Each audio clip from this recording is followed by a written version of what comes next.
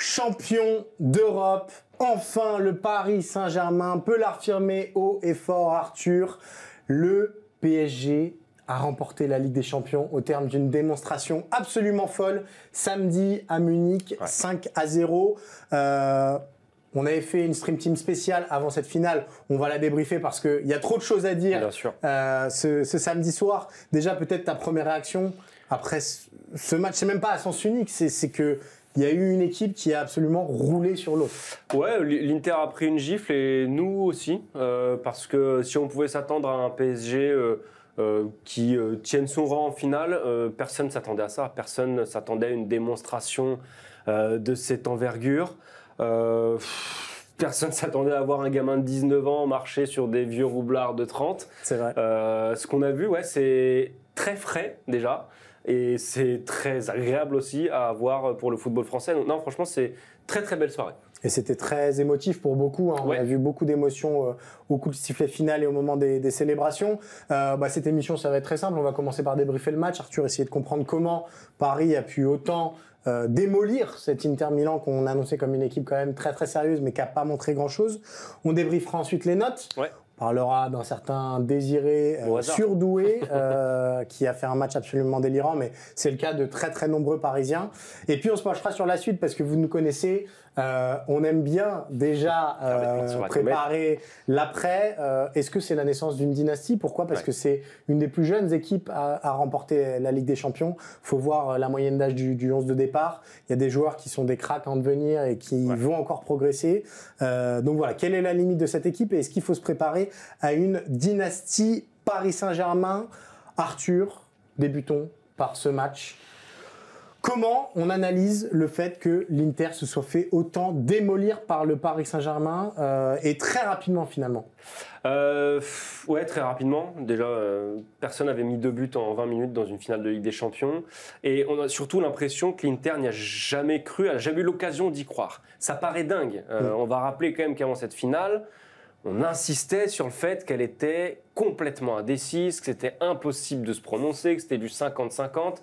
Là, il y a 2-0 au bout de 20 minutes, 5-0 à l'arrivée. Ça paraît complètement dingue. Il y a toujours cette question, est-ce que l'Inter a été nul parce que le PSG était trop fort ou est-ce que l'Inter est passé à travers sa finale? Je crois qu'il y a un peu des deux, mais je crois qu'on a vu quand même un Paris Saint-Germain extrêmement impressionnant et au sommet de sa progression, au sommet de son art et de tout ce qu'il a montré depuis que Luis Enrique est arrivé. On a vu le PSG marqué au bout d'une séquence collective, d'attaque placée sur le premier but. Le deuxième, c'est une transition rapide. Je vais pas vous faire les 5, mais juste sur les 2 premiers buts, vous avez le résumé parfait du PSG de Luis Enrique qui sait faire tout. Et qui le fait avec une insolence incroyable et avec ses jeunes. Non, franchement, c'est un parfait condensé de tout ce que Luis Enrique a apporté à cette équipe. Ouais, c'est exactement ça. Et en fait, c'est assez dingue de se dire que finalement, dès les 5 premières minutes, on a eu une indication assez claire sur la tournure que prendrait cette finale. Ouais. On a vu Ousmane Dembélé pressé comme un fou furieux, Gvara aussi, Doué aussi. Et puis, en face, on a vu une équipe de l'Inter qui est d'habitude vraiment une machine à ressortir des ballons, à rendre des ballons propres pour amener des transitions, pour mettre ces fameux pistons dans les meilleures dispositions ou pour toucher Thuram et Lautaro. En fait, Luis Enrique, il avait tout prévu et il a coupé là où il fallait couper. On a juste vu l'Inter balancer des chiches devant et espérer que Thuram s'en sorte. Sauf que le pauvre Thuram et le pauvre Lautaro, en fait, ils ont été complètement isolés. Ils recevaient des ballons ultra compliqués à jouer et le devoir contrôler, se retourner, réorienter, il y avait déjà au moins 3 ou 4 Parisiens autour comme un essa d'abeilles. Donc, Luis Enrique, il a préparé sa finale de A à Z. Il connaissait cet Inter de A à Z. Ils ont eu une maîtrise physique sur la rencontre qui était assez délirante. Et je trouve que on l'a vu aussi dans la prestation de Désiré Doué, c'est-à-dire que on va en reparler, mais il y a eu un impact immédiat dans « Ok, les gars, c'est une finale. Celle-ci, on va pas la rater. Celle-ci, on s'est dit qu'on allait la réussir ensemble, qu'on allait faire les efforts ensemble. » Et en fait, physiquement, il y a eu une sorte de surpuissance qui se dégageait de cette équipe. Donc, c'est assez impressionnant de se dire que finalement, dès les 20 premières minutes, on a toujours cru que potentiellement, sur un coup de pied arrêté, mais un peu comme face à Arsenal au match retour, c'est-à-dire que Arsenal n'avait que les longues touches. Bon, là, il y avait vite fait 2-3 coups de pied arrêtés, mais la domination parisienne et l'emprise parisienne sur ce match, elle était juste délirante. Tu parles dès les premières minutes, moi j'ai envie de te dire dès le coup d'envoi. Parce que il faut quand même une sacrée confiance en soi. Ça paraît pas fou dit comme ça, mais sur l'engagement d'une finale de Ligue des Champions, prendre le ballon, le dégager. En gros, ton message c'est ok, on met le ballon dans votre camp, on va voir si vous arrivez à ressortir. Ils n'ont pas ressorti un ballon pendant les 10 premières minutes, l'Inter. Il y a une sortie de balle au bout de 10 minutes où ils respirent enfin, on se dit tiens, cette finale ça va peut-être être ça. Il y aura beaucoup d'espace pour l'Inter en transition, ça peut être très intéressant. Bon, finalement, c'était vraiment un épiphénomène. Et derrière, l'Inter n'a jamais existé, sauf sur corner. Franchement, on ne doutait pas trop que le PSG puisse livrer une prestation majuscule. Mais on était assez persuadé que l'Inter aurait les armes pour y répondre. Exactement. Là où j'ai été choqué, c'est de voir Yann Sommer privé de solution à la relance, obligé, lui qui est reconnu quand même pour la qualité de son jeu au pied, de balancer des ballons en touche, de rater son jeu long, etc. De voir un milieu de terrain, un trio du milieu, ils étaient pas là. Barella, Çalhanoğlu, Mkhitaryan, c'est quand même pas n'importe qui, il y a de l'expérience, il y a une qualité technique au-dessus de la moyenne. Ils n'ont pas existé, ils ont traversé le match comme des fantômes. Lautaro Martinez, j'en parle même pas, mais tu l'as déjà évoqué, lui, finalement, il était au bout d'une chaîne qu'il était impossible de remonter pour l'Inter. Mais ouais, je vais me répéter, c'était des petits garçons face à un Paris Saint-Germain qui, pour la moitié de l'équipe de départ à moins de 25 ans, et a abordé ce match avec une détermination, une confiance en soi. Et ça, et dans l'identité de jeu aussi, pardon. C'est-à-dire que c'est aussi ce qui transpire de ce Paris Saint-Germain qu'on a vu évoluer au fur et à mesure des semaines, et que les résultats aidant, ça a fait grossir un truc qu'on voyait venir de loin, mais dont on avait du mal à cerner la finalité. On l'a vu, et je me rappelle que vendredi, au moment de faire le FC Stream Team pré-finale, on avait insisté sur la nécessité d'être efficace dans les deux surfaces. Ils l'ont été. Pacho, il a raté aucune intervention qui aurait pu potentiellement être brûlante. Et alors devant, c'est presque 100% de réussite. Et alors, je dis ça, Gvara a des ratés, Barcola a des ratés. C'est-à-dire que le match se termine à 5-0. Ça aurait pu finir à 8 et sans que Paris ne démérite. Ils ont été impitoyables, ils ont été tueurs, ils ont été vraiment fantastiques. Donc, cette identité de jeu qu'a façonné Luis Enrique, parce que on va en reparler après, mais de toute façon, le grand bonhomme de cette saison et l'homme à qui on doit tout ça, c'est Luis Enrique, parce qu'il a eu cette conviction, se dire, bon, le point fort de cette équipe, les trois de devant, ok, mais on a un milieu de terrain, il faut en reparler sur ce match, qui a été absolument délirant aussi dans la compensation, l'accompagnement, Vitinha, dans l'orientation, la création. Et une défense centrale ultra complémentaire entre Marquinhos qui lit les trajectoires et Pacho qui est là pour se bastonner grosso modo, mais qui a été aussi très bon par ailleurs. Hakimi qui a chassé à peu près jusqu'au poteau de corner adverse, opposé. On l'a vu à la 70e minute, je crois, quand il va chasser Bissek et qu'il le blesse, mais parce que c'est délirant Ah non, pardon, c'est Gvara, je me trompe, mais il y a eu un moment, il y a une séquence où il va presser l'arrière droit adverse. Il va presser l'arrière droit adverse.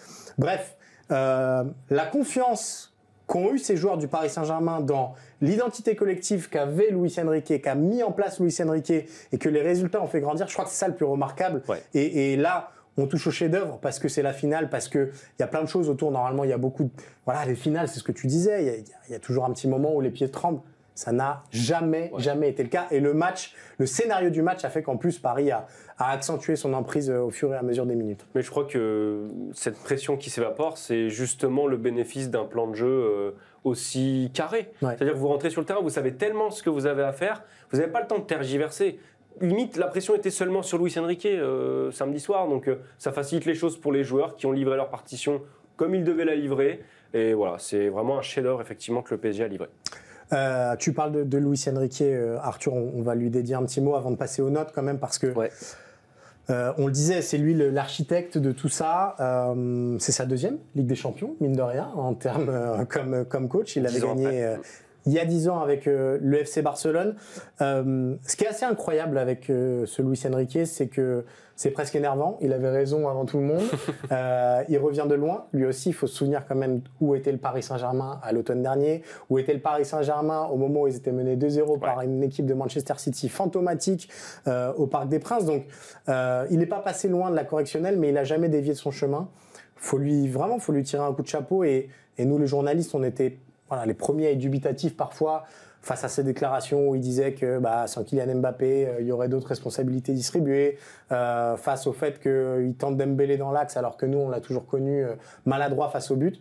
Il avait tout vu avant tout le monde et on l'a pas noté parce que sur Eurosport.fr, on ne note pas les entraîneurs. Si on avait dû le noter, je pense que la meilleure note, ça aurait été pour lui. C'est-à-dire que là, c'était impossible de lui mettre une autre note que 10. Ce qu'il a fait touche confine au génial. Et sur cette finale, mais sur les 2 ans depuis qu'il est arrivé, où il a toujours vu la destination finale et il savait comment y arriver.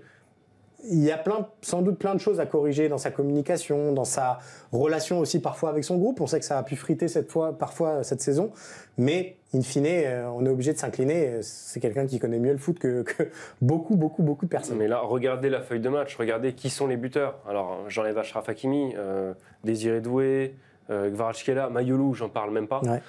Ces joueurs-là, rappelons quand même que Désiré Doué, le match que le PSG perd contre le Bayern fin novembre, où le PSG est au bord de l'élimination en phase de Ligue, Doué ne rentre même pas en jeu.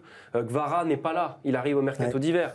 Aujourd'hui, c'est des joueurs qui sont titulaires en finale de la Ligue des Champions et qui ont complètement intégré ce que Luis Enrique leur demande. On a vu des équipes, on a vu des entraîneurs avec beaucoup de moyens avoir besoin d'énormément d'années pour construire une victoire finale. Je pense au Manchester City de Pep Guardiola. Luis Enrique, ça fait 2 ans qu'il est là, 6 mois qu'il a son 11 avec lequel il démarre cette finale-là, et vous avez l'impression que c'est pas loin d'être l'équipe de Pep Guardiola du meilleur Barça. Donc c'est juste extraordinaire, et vraiment je pèse mes mots, ce qu'a réussi à faire Luis Enrique par le temps qu'il a eu et les critiques qu'il a reçues.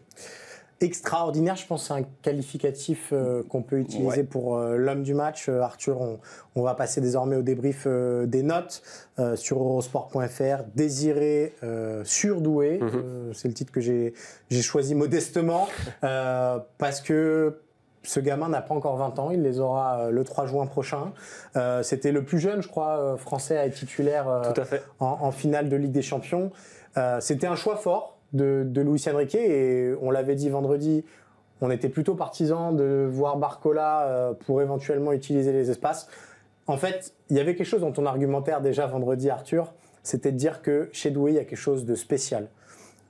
La trace, il appartient à une race qu'on reconnaît rapidement dans ces grands soirs. Plus l'affiche est grande, plus ils prennent de la place. Et je vous invite à revoir ces premières minutes, et on en parlait d'ailleurs pendant le match, on était en train de regarder ça. Il y a un moment où il fait un contrôle et derrière une prise d'appui où on se dit waouh, la puissance qui dégage. C'est un buffle, c'est un esthète, c'est un prodige, c'est un crack tout simplement. Le match qu'il fait, c'est 2 buts, certes, mais je crois que moi, mon action préférée, c'est l'ouverture du score avec ce déplacement dans le dos de la défense de l'Inter et cette passe décisive. Demandez, et je ne sais pas s'ils vous répondront honnêtement, mais tous les joueurs offensifs dans la position de Désiré Doué, il a qu'à allumer pour marquer, ou en tout cas avoir de très grandes chances de marquer. Mais il sait que s'il fait la passe, c'est plus efficace. Ça, c'est la race des très très très très grands, et je pense qu'on n'a pas fini de parler de ce gars-là parce que la finale qu'il nous délivre, elle est absolument incroyable, et elle a été notée 9 sur 10 parce que c'est difficile d'avoir 10 sur 10 chez nous, mais exceptionnel. Ouais, à l'histoire de la Ligue des Champions, c'est déjà le premier joueur qui est décisif 3 fois dans une finale. Donc 19 ans, voilà, qu'est-ce que je voulais que je vous dise. Et surtout, c'est pas un acte de naissance, parce que l'acte de naissance, il est arrivé plus tôt que ça pour Désiré Doué. On a beaucoup parlé de sa prestation à Anfield, de son tir au but de la Gagne. On a beaucoup parlé aussi de ses premières minutes en équipe de France. Effectivement, c'est impressionnant, mais déjà depuis plusieurs mois. Et à la fois, il est capable de retourner sur le banc. En tout cas, Luis Enrique est capable de le remettre sur le banc. Il est capable d'être un joueur, un super sub. Il est capable de démarrer un match, de jouer à gauche, de jouer dans l'axe, de jouer à droite. Effectivement, ce joueur, il a quelque chose de spécial. Il réunit tout plein de choses qu'un gamin de cet âge-là, normalement, ne réunit pas. Kylian Mbappé, à son âge, n'avait pas son physique. Tu parlais de son physique, qui est absolument extraordinaire. Lamine Yamal a une technique au-dessus de la moyenne, et certainement le meilleur joueur du monde et le plus grand espoir mondial actuellement. Mais il n'a pas non plus ce que dégage Désiré Doué athlétiquement. Et à l'inverse, Doué n'a peut-être pas ce que Yamal a techniquement, mais il n'en est pas si loin que ça, tellement il est à l'aise avec le ballon. Facile. C'est un joueur qui a absolument tout, qui a l'air en tout cas d'avoir la tête bien faite aussi. Je ne sais pas quelles seront les limites avec lui, mais ouais, elles sont très très haut et on n'a pas fini de voir Désiré Doué briller dans des matchs de cette envergure parce que la pression, il ne la connaît pas. Ce qui est assez incroyable, c'est aussi l'efficacité. On en revient toujours à ce terme-là, mais dans une finale, c'est primordial. Il y a l'efficacité sur sa passe décisive. Oui. Il y a la spontanéité sur le deuxième but parisien, c'est-à-dire que en fait, il voit le ballon arriver et bon, il n'y a pas de question à se poser. Ouais. C'est le jeu. Le jeu réclame ça. Peut-être qu'il n'allait pas la cadrer, peut-être que ce serait contré, mais le jeu réclamait ça et il suit le jeu, il le respecte, ça termine au fond. Et puis il y a le troisième but où là c'est le décalage de Vitinha, il est parfait et on a l'impression que c'est un numéro 9 qui sait où la mettre. Le choix de la surface. Il force pas, il choisit la bonne zone, la bonne puissance, le bon geste, alors que il y a plein de scénarios où il peut surjouer. Je crois que d'ailleurs, il y a une action à un moment en fin de première période où il fait un décalage de classe, il s'emmène le ballon et il frappe. C'est pas forcément la meilleure chose à faire, mais c'est le seul petit bémol, la seule enflammade, on va dire, qu'il a pu avoir sur ce match. Mais sa finition sur le troisième but, c'est délirant. Donc, on a hâte de le revoir, en fait, tout simplement. Ouais. Et on a hâte de voir ce que l'avenir nous réserve pour ce gamin parce que on a de la chance, il est français. On a hâte de voir ce que l'avenir nous réserve pour tout l'effectif du Paris Saint-Germain. On va faire la transition peut-être avec On peut peut-être parler des autres notes qu'on a données. Bien sûr, j'allais passer un peu vite sur les autres joueurs. Parce que c'est vrai qu'il y a eu d'autres prestations qui sont sorties du lot. Il y avait un débat un peu parallèle à cette finale qui était finalement très secondaire et on l'a vu parce que Ousmane Dembélé n'a pas du tout cherché à tirer la couverture à lui. C'était le Ballon d'Or. Ousmane Dembélé, il termine ce match avec 2 passes décisives, si je dis pas de bêtises. On s'y perd avec tous ses buts. Ouais. T'as pensé quoi de sa prestation? Tout simplement, il a été récompensé d'un 8 dans nos colonnes. Je pense que c'est une prestation absolument remarquable parce que c'est justement pas celle d'un joueur qui veut avoir le Ballon d'Or. C'est ça. C'est celle d'un joueur qui a envie que son équipe gagne, mais sincèrement qui a avant tout envie que son équipe gagne la finale de la Ligue des Champions. On l'avait vu en finale de Coupe de France contre Reims, un petit peu à l'ancienne, c'est-à-dire un peu plus reculé, à venir chercher le ballon un peu plus loin, de nouveau être un peu plus au départ des actions qu'à la finition. Là, il a eu quelques occasions de conclure, mais on l'a surtout vu, je trouve, dans le registre du Dembélé d'avant, celui qui distribue, celui qui fait briller aussi les autres. À aucun moment, effectivement, il n'a cherché à tirer la couverture à lui. Donc moi, je suis fanatique de ce genre de prestations. Encore une fois, surtout quand vous avez un possible Ballon d'Or au bout. Là, Dembélé, je ne pense pas qu'il ait spécialement marqué des points dans cette quête individuelle. Mais je pense qu'il s'en fout complètement. Mais exactement, je pense qu'il en a rien à faire. Et il a été très juste dans beaucoup de ses choix. Il y a eu peut-être 1 ou 2 maladresses, 1 ou 2 pertes de balles, notamment peut-être en début de match. Mais sa remontée de balle, son choix sur le deuxième but parisien, sur le premier but de Doué, plein de ses choix sont judicieux. Il n'y a pas eu de déchets, en tout cas moins qu'à une certaine époque, dans les 30 derniers mètres. Et il nous a complètement fait oublier ce pseudo manque de confiance qu'on pouvait lui attribuer, cette petite chute de confiance qu'on aurait pu lui attribuer ces dernières semaines, du très grand Dembélé, mais au service de l'équipe. Moi, il y a 2 choses qui me bluffent chez Dembélé comme numéro 9 et sur les derniers mois. La qualité de ses déplacements comme numéro 9, pas comme un numéro 9 à papa, mais par contre, c'est un poison à suivre pour une défense centrale. A fortiori à 3, où il ne savait plus vraiment à qui devait le suivre. Il décrochait à gauche, il décrochait à droite. Regardez le deuxième but, il attire à lui seul 2 défenseurs pour renverser côté opposé pour Doué. Donc, c'est un numéro 9 d'un nouveau type et c'est assez dingue de voir à quel point il s'est rapidement trouvé dans ce rôle-là. Le test a été bénéfique rapidement. On a beaucoup parlé de ses buts, mais je trouve qu'on ne parle pas assez souvent de la qualité de ses déplacements et du poison que ça représente pour une défense. C'est le premier point. Et le deuxième, mais vraiment, je ne suis pas sûr d'avoir vu beaucoup d'attaquants de pointe aussi énervés au pressing. Revoyez les images, c'est-à-dire que dès que le ballon, ne serait-ce que Sommer, touchait le ballon pour relancer ses 6 mètres, il était déjà à 110% en train de sprinter. C'était digne d'un Carlos Tevez des grandes années.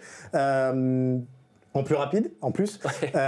Donc non, c'est assez délirant et ça donne un combo presque perturbant pour un numéro 9 parce qu'il coche aucune case et c'est justement ce qui fait qu'il est aussi fort.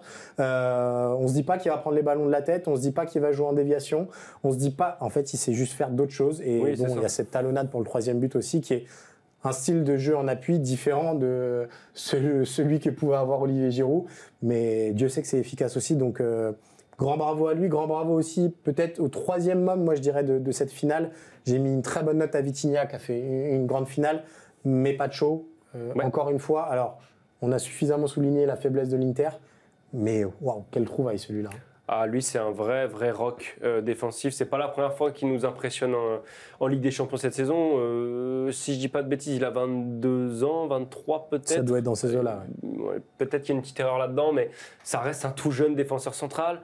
Et encore une fois, énième exemple dans cette équipe, ça reste un joueur qui, en début de saison, était méconnu du grand public, William Pacho. C'est quand même extraordinaire le niveau qu'il atteint. Et pareil, lui, la gestion des émotions, l'autorité qu'il dégage, les duels qu'il gagne. Revoyez les premiers duels entre Pacho et Thuram dans le match.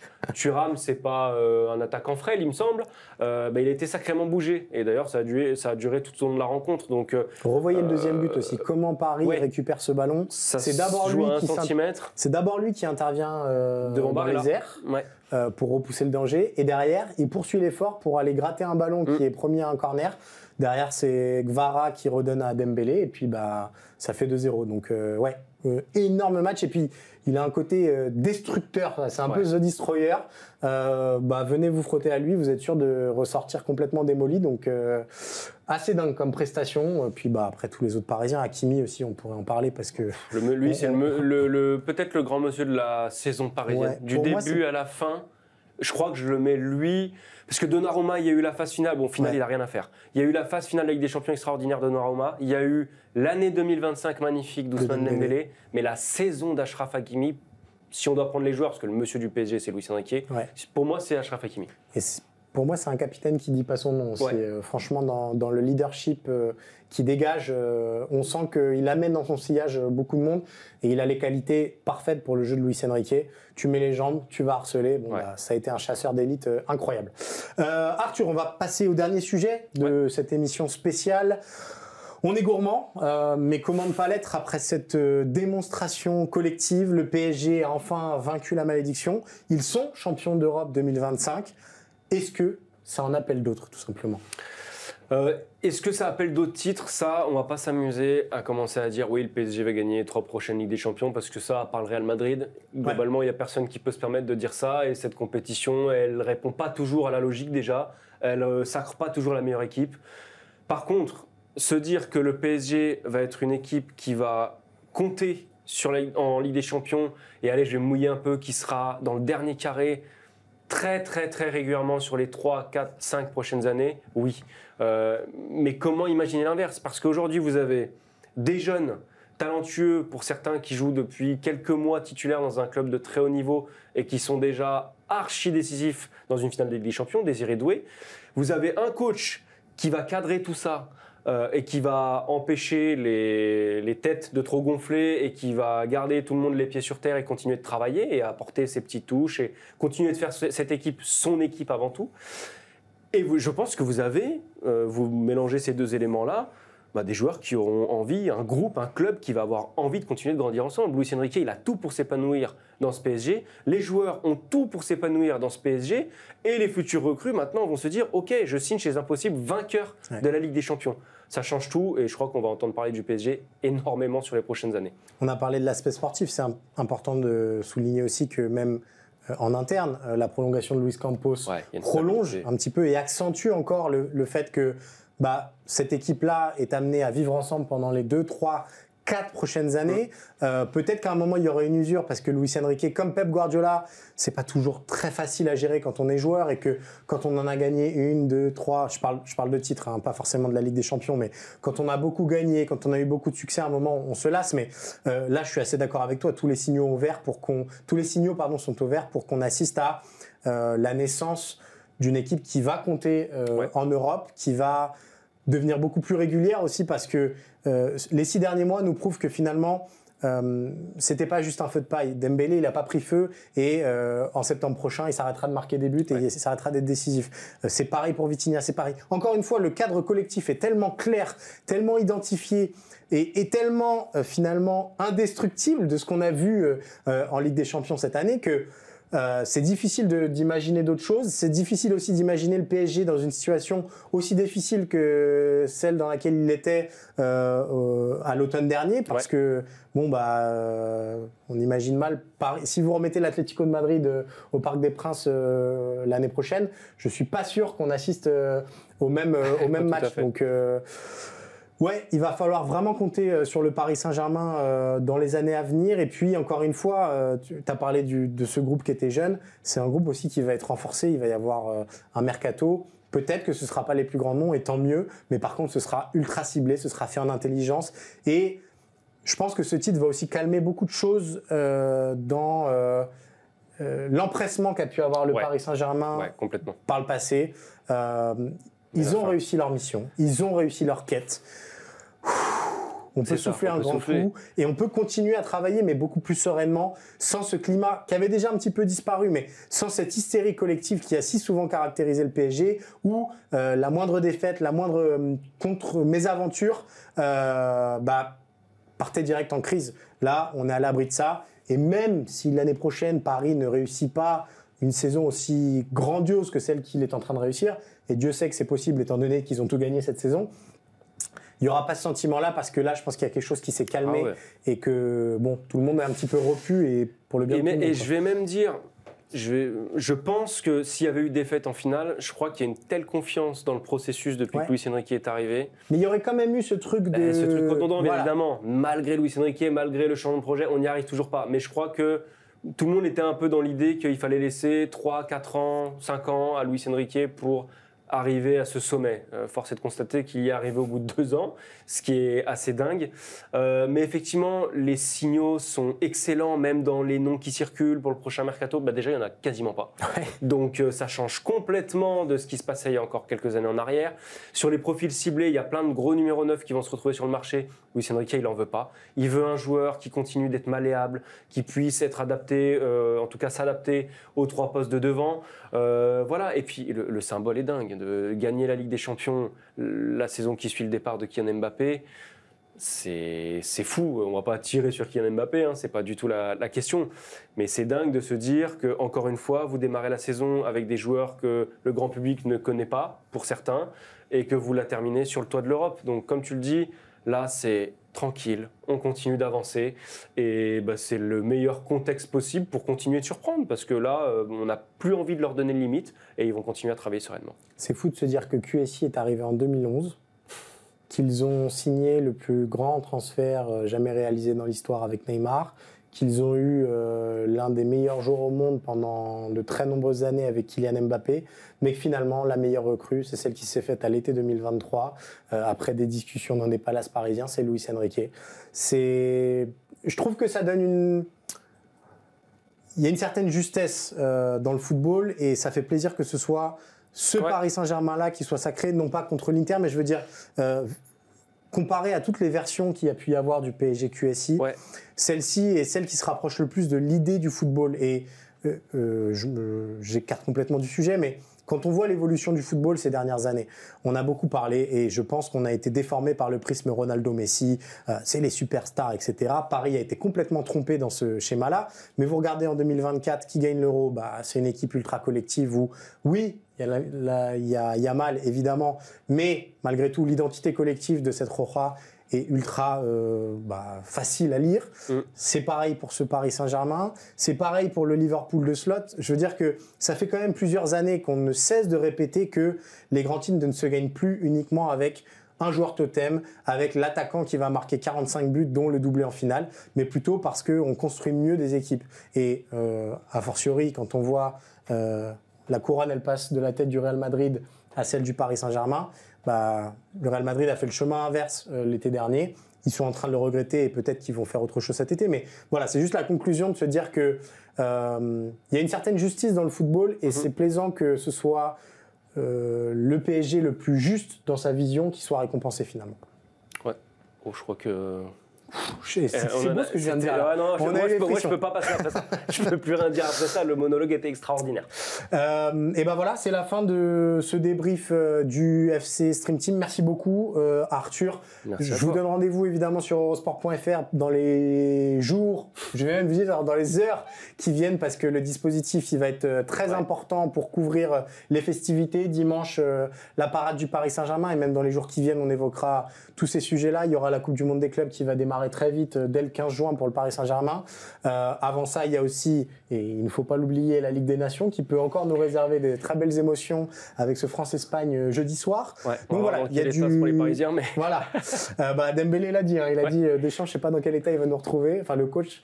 Donc voilà, restez bien connectés sur eurosport.fr. Merci beaucoup pour votre fidélité. Avec Arthur, on va aller se flageller quand même parce qu'on avait annoncé qu'il fallait que ce soit Barcola titulaire versus Doué. Le raisonnement se tenait. Non, mais on avait quand même dit aussi au tout départ, ça dépend de quel visage a l'Inter. Voilà. On a dit l'Inter et on va le dénoncer. C'est quoi on va le dénoncer? Guillaume Pacini, dans Tour d'Europe, etc. Il nous vend depuis des semaines que l'Inter allait venir presser haut. Nous, naïvement, on le croit. On croit à notre spécialiste du football italien et on se dit Barcola dans le dos, c'est le plan parfait. Bon, presque.